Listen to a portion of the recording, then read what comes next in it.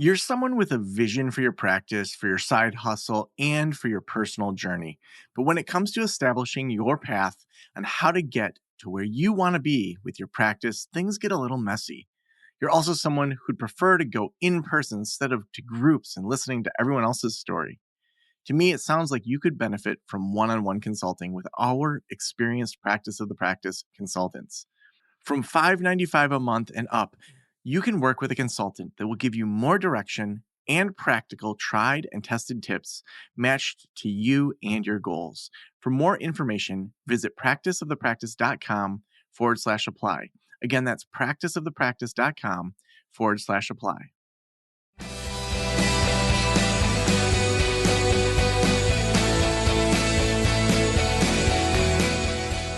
This is the Practice of the Practice podcast with Joe Sanok, session number 979.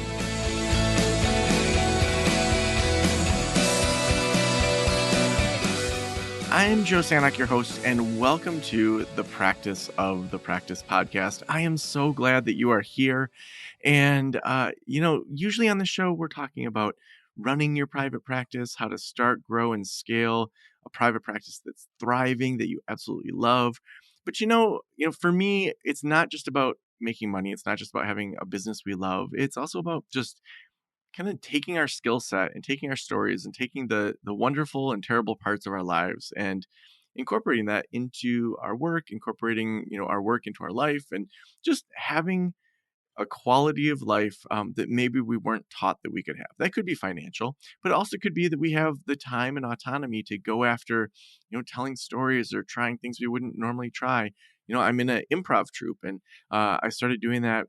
Oh man, that was like summer of 2019, and I've now done intensives down in Chicago, and a few other intensives where we've brought people up here to Northern Michigan, and it just gives just a ripeness and excitement in my life that I wouldn't have if I didn't have that. And so, sometimes we talk about things that are very clinical or very kind of business, and sometimes we don't. And today we're going to be talking about the stories we never tell. And I'm really excited to talk about this. I have never talked about a memoir that I had started writing in college, and it was called, and I still have it somewhere. It's called The Places I've Pooped. And since I was a little kid, this is a story I've literally never told, so I figured it'd be a good way to kick off this episode. When I was a little kid, I would poop like once a week, and it would hit me, and it would be terrible. And really, all I needed was like a cup of coffee or like some prunes, and I probably would have been fine. But bowel stuff as a little kid was like really tough for me. And my mom was a nurse, so like she should have kind of known this stuff. But then I started writing this book of all these places I had traveled, and it seemed like everywhere I traveled, there were these ridiculous stories around the places I had pooped. So I just kind of throughout college and after college worked on this memoir. Who knows if that'll ever see the light of day other than just talking about it here. But that's why I'm so excited to have Heather Hendrie here. Heather is a wilderness therapist and writer committed to tackling taboos. She's based in Whistler, British Columbia, and her books, Awfully Hilarious, are just amazing. And we're going to talk about that, talk about some stories that we never tell. Heather, welcome to the Practice of the Practice podcast. Thanks so much, Joe. I'm delighted to be here. And I'm starting off laughing. I can't wait to read about the places you pooped. now that it's funny because I just interviewed someone a few days ago that it doesn't go live for a long time, but she was talking about memoirs, and I don't know, it's interesting to think about this different genre rather than the kind of business book like Thursday is the New Friday. So, well, Heather, let's start with so you're a writer, you're a therapist. How did you start, writing, as a therapist? And tell us just a little bit about Awfully Hilarious, about these stories we don't tell. Like, how did that even? What's the origin story of those stories? Absolutely. Thanks for asking. And I would say I've been a writer long before I ever became a therapist. From the time I could pick up a crayon in my little hand, I was always somehow trying to record what was happening. Long time practice of journaling. And eventually, when I got my therapy degree and began practicing as a therapist, I really felt aligned with my career, but I also felt this need to write a memoir, to write a book. And it didn't happen until last year when I went on a terrible date in my hometown at the time. And I called a friend afterwards and I said, I just can't believe what happened. And she proceeded to tell me an awful story of a date that she had just been on. And the conversation ended with, oh, wow, well, we could write a book. And next thing you know, we did. And a year ago, this time out came this book of really difficult, painful online dating experiences that expanded to include stories of bodily functions that we don't tend to talk about, with the intent of speaking these stories out loud to let other people know in those moments that, hey, you're not alone. As awful as it feels, I have been there, and maybe with time it will ease some of the pain. Maybe it'll even become hilarious. Hence the title of the series, Awfully Hilarious. Hmm. It's funny. So in 2021, I began my uncoupling. We had gone on a road trip as a family, and my ex decided to stay without the family and stay in California.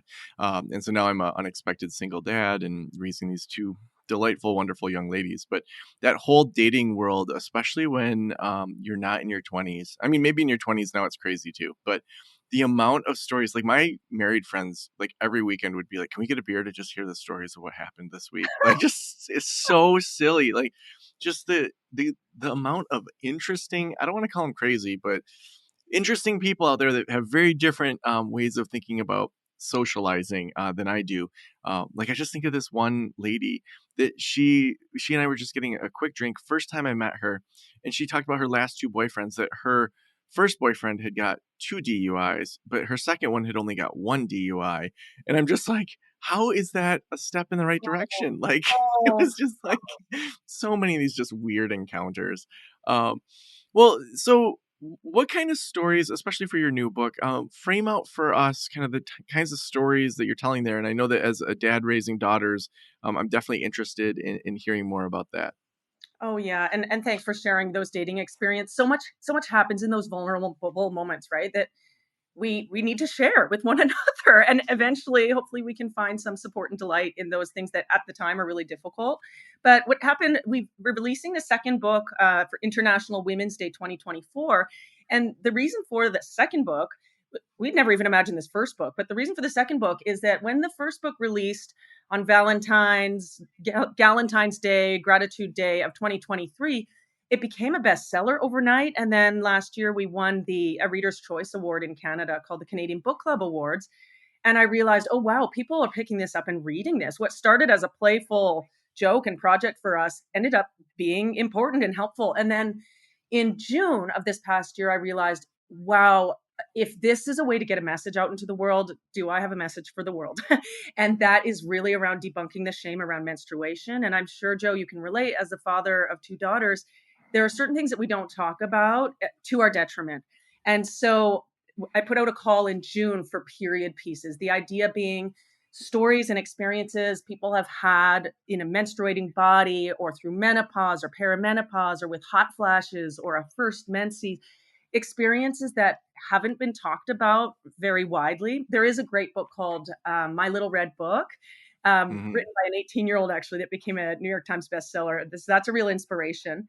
And the intent with these was that they be experiences of menstruation or related to that, that with time folks have processed and made meaning of, that they could share with other people.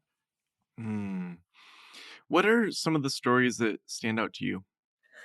Well, I really knew we had something. And I will say too, this was a really taboo area for me to talk about. I found it really difficult, you know.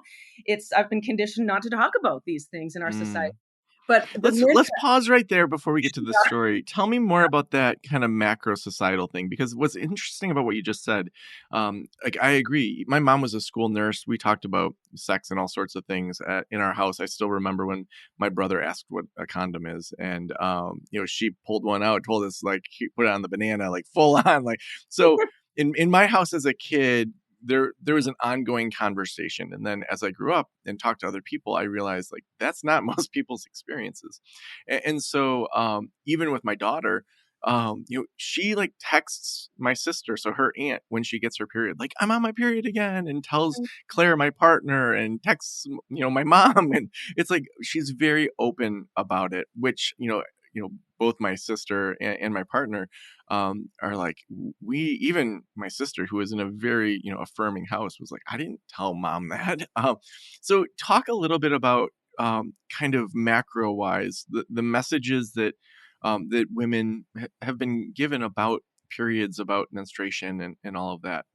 Yeah, will do. And of course, so much of this is cultural and it depends on the family culture you grew up in. It sounds like you grew up in a really open culture of being able to speak about things in your family, which is great. And I feel so hopeful hearing your daughter's experience. I mean, that her experience might be very different than mine was, somebody 20, 30, 40 years her senior. And again, based on the country, culture, they're very different stories around Yeah. menstruation. But as a general rule, menstruation has been very deeply stigmatized on numerous levels. It becomes very, very hard to talk about.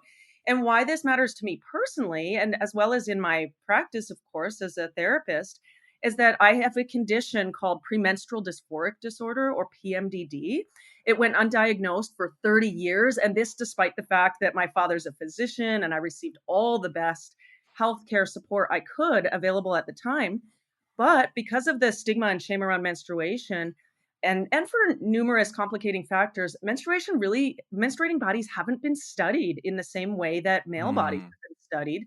And as such, they assume that about 1 in 20 people, 1 in 20 menstruating folks have this condition called premenstrual dysphoric disorder, but the average time to diagnosis is generally a decade or more these days.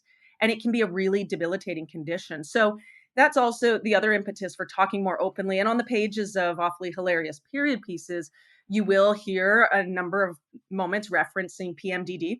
It's not scientific. These are personal stories, personal experiences, but it was really to get the conversation started around talking about what's happening in our bodies and reaching out when we need support, and hoping to tip the scale a little bit that the support we need is there when we reach out for it. Mm. Yeah, I think that's a topic that, I mean, we could do a whole podcast series on so much of deconstructing kind of what's happened in that narrative.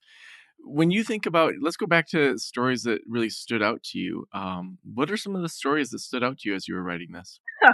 Well, I knew we had a winner. I received a submission from an amazing writer in the UK. Her name's Becca Hossel, and she, the minute I started reading it, I knew, okay, we have to publish this. This really matters. So Becky Colley Hossel wrote a piece called "The Shit Thing About Periods," and it's a very deep and detailed look at what happens to her GI system during that time of the month and how she navigates that. And in particular, this will align with you, Joe, in terms of the places she's pooped and what happens in particular on one fateful day when she happens to be babysitting for a dear friend. What happens when the toilet just won't flush? And I'll let you read the book to find out where that one goes. But I was in tears and knew, okay, that needs to see the light of day and we need to publish. Wow. Yeah. Now, why do you think it's important, or maybe what's your hope for what telling these kind of stories more openly does for society, for readers, for clinicians? We have thousands of therapists that are listening to this. Um, what would you hope happens when they read your book, or when they start thinking about these stories that we tend not to tell? Oh, thanks for that question. And I really, really hope that more people are able to navigate in the way your daughter does and say, oh, wow, I got my period. What do I do? I'm excited. The story here, it begins with a poem from an 11-year-old girl who's here locally. And she said, the poem is called, I Want My Period, God Damn It. That's what I hope, is that we reclaim something that's been deeply stigmatized back to the sacred potential act of creation that it can be, and a really necessary physiological function that takes place for about half the population, generally for their reproductive lifespan. Yeah.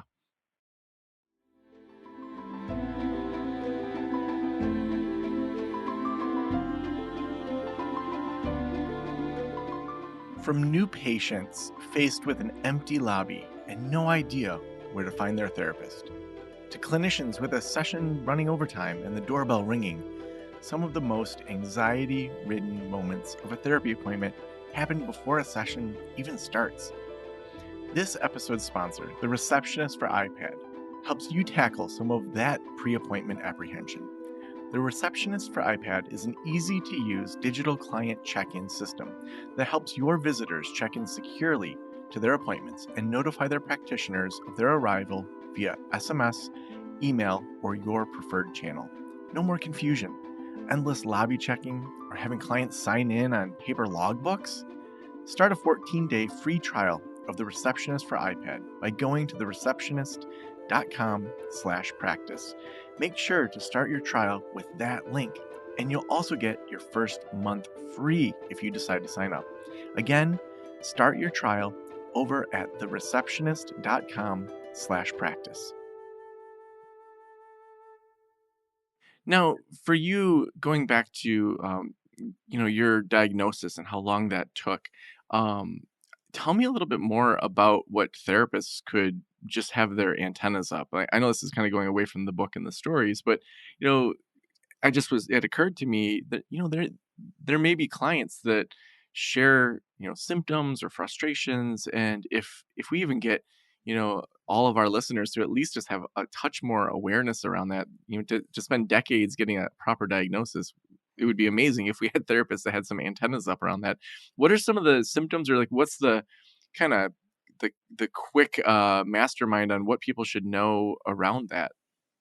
Yeah, that would mean a lot. And I'm going to insert a brief trigger warning here because PMDD can be a very dangerous condition and, in fact, leads to a lot of suicidal ideation in menstruating folks who Mm, experience this, which tends to arise generally in the luteal phase. So either triggered at ovulation through to menstruation, often relieved a couple days into menstruation, or just in the week lead into menstruation. So what we're looking for here, and I would be so delighted if more of us had eyes on the ground for this.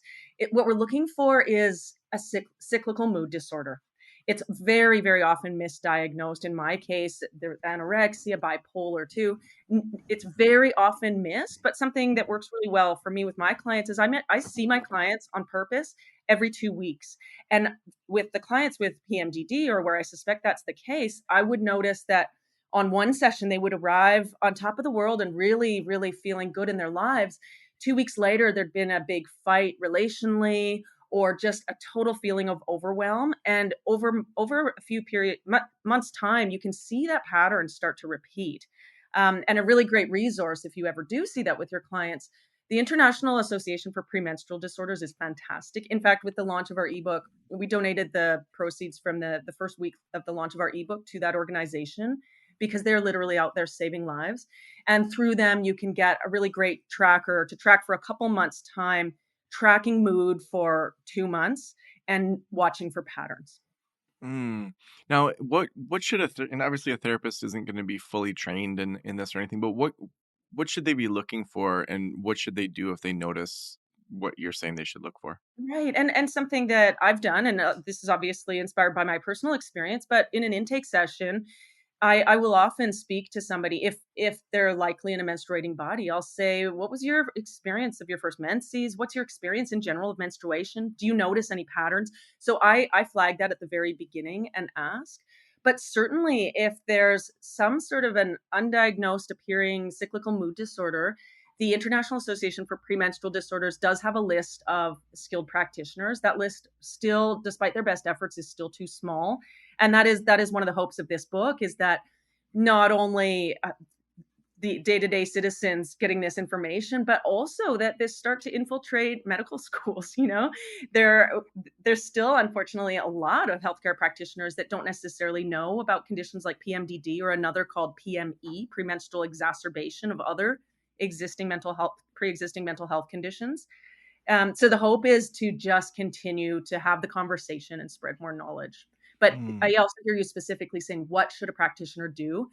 I'd say get really granular about it, ask about it, suggest that the person begin to track their cycles, noting the days they're feeling really well or really unwell. And then we would look for patterns. hmm. And I'm just thinking about, a lot of people aren't necessarily in larger cities where they have doctors that maybe fully even know how to treat something like this. What would typical, and I know you're not a doctor, you're not, saying here's what you should do in your medical, situation, but what would typical treatment look like for somebody? Yeah, and here I would go out of scope, but I will share what I know because very unfortunately, it's very, very hard to it's still very hard to find a physician who is able to address this.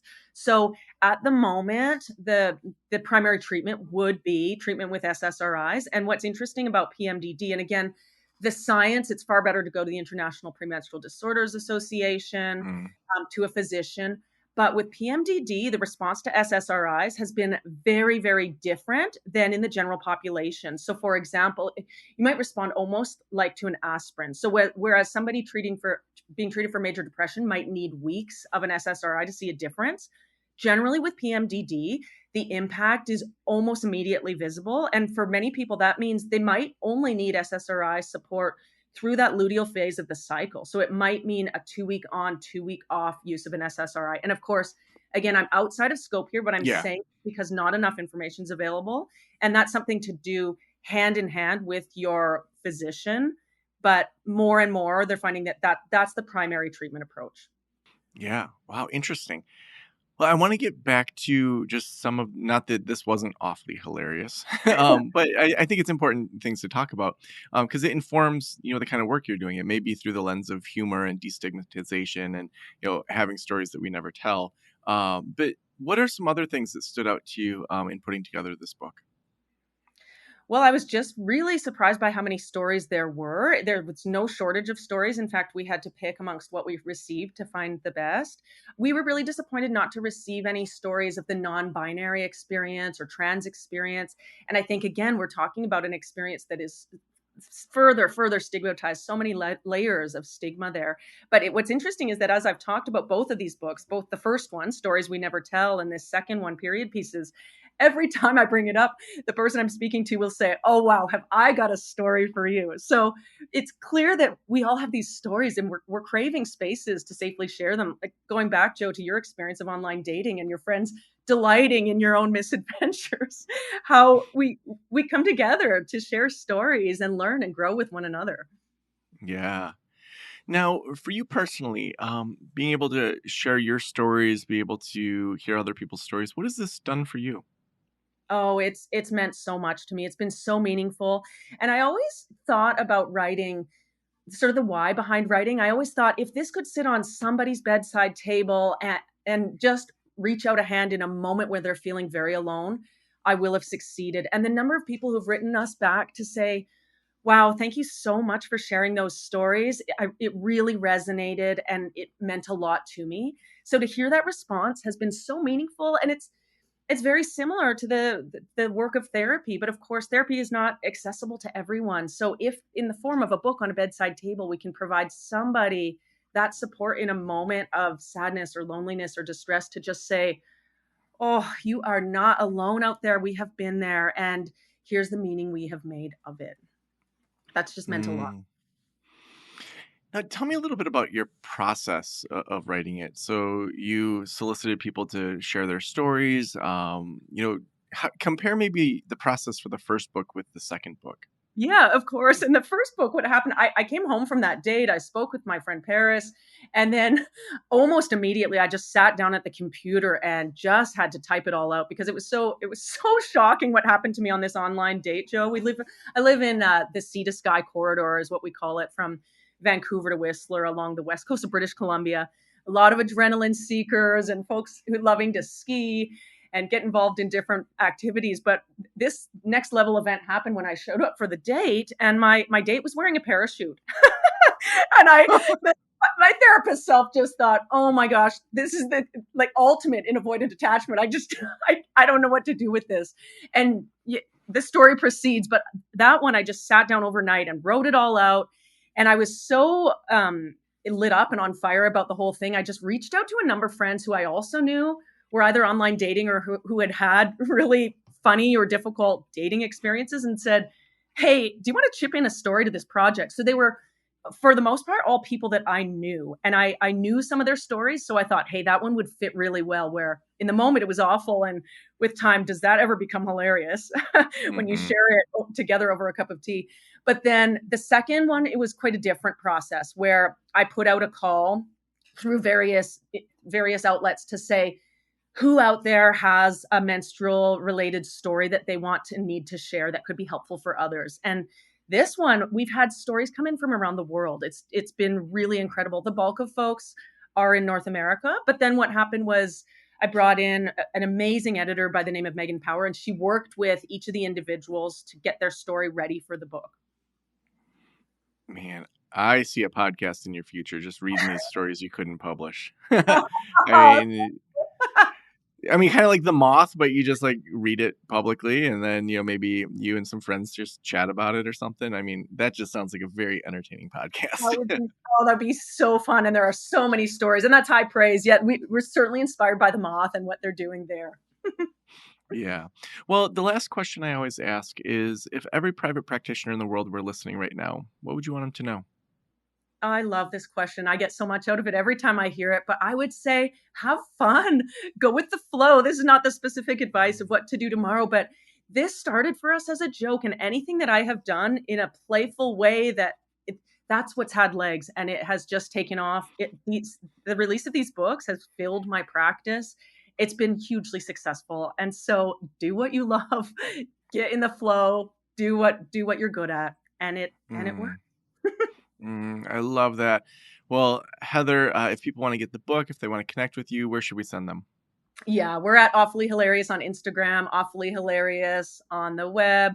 Books are available around the world through all sorts of sellers. I'll put a plug in the States to get it through bookshop.org, because their money goes to independent bookstores and authors. So we'd be delighted to have you read the stories. Awesome. Well, thank you so much for being on the Practice of the Practice podcast. Thanks so much for having me, Joe. Have a great day.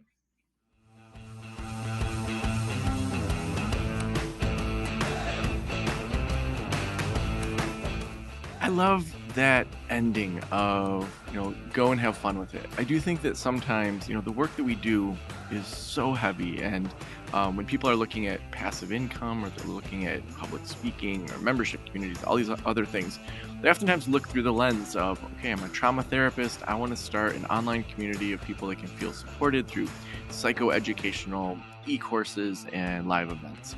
That's great. But also, people are drawn to the ridiculousness of life. And oftentimes we feel like we have to be so professional.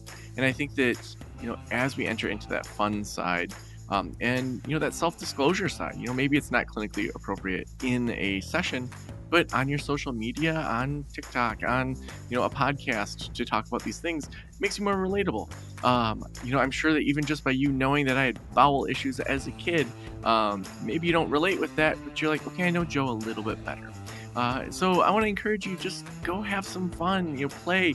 I have a one-on-one consulting client that her practice got full. She had all this extra time. We worked for probably 6 to 9 months to really just make things click along well. And then it was like, well, what do I do now? And what I've used as kind of the words for her is creative meandering, to just play, like to go do some art, to go do some writing, to go do some exercise, go find what sticks. And you may find something that's a new business there. You may find that it just fulfills your life in a different way. So I love that. Also, we couldn't do this show without our amazing sponsors, and The Receptionist is our sponsor on this episode. I actually just referred my own daughter's therapist to The Receptionist, because every time we show up, they're at this place where their office, the door goes right out to this public trail. And people kept coming in from that trail and going into a therapy office and using their bathroom. And so they had to lock their door. So when we get there, I have to text her and all this stuff. Well, she's moving to a new office. And she said, well, you can just text me once you're in the lobby. And I said, well, have you used The Receptionist or heard of that? And she's like, no, I don't know what that is. And it's literally an iPad that you use to do a digital check-in where your clients just come in. And then as soon as they check in, it texts you and says, Jane is here, Heather's here, Joe's here. You can try it for 14 days totally free over at The Receptionist. We have that link where you can get a free trial over at thereceptionist.com/practice. Again, that's thereceptionist.com/practice, and you can get 14 days totally free to try it out. Thank you so much for hanging out with us and letting us into your ears and into your brain. Have a great day. I'll talk to you soon. Special thanks to the band Silence is Sexy for that intro music, and this podcast is designed to provide accurate and authoritative information in regard to the subject matter covered. It is given with the understanding that neither the host, the producers, the publishers, or guests are rendering legal, accounting, clinical, or other professional information. If you want a professional, you should find one.